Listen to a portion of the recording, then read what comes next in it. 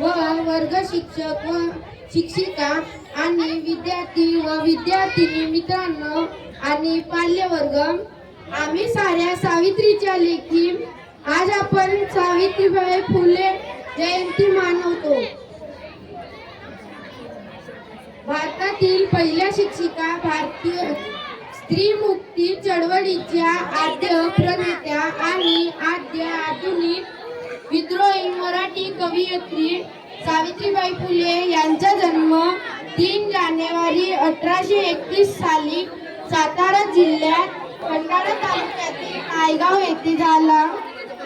सावित्रीबाई फुले आणि त्यांचे पती ज्योतिराव फुले यांनी 1 जानेवारी 1848 रोजी पुण्यातील भिंडेवाड्यात भारतीय मुलींची पहिली शाळा सुरू केली।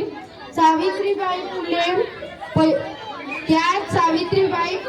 पहिल्या शिक्षिका होत्या, त्यामुळे स्त्री शिक्षणाची नवी पहाट झाली।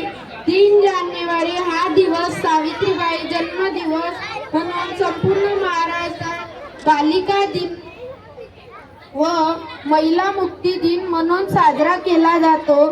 सावित्रीबाई फुले यांचा पहिला कविता संग्रह काव्य फुले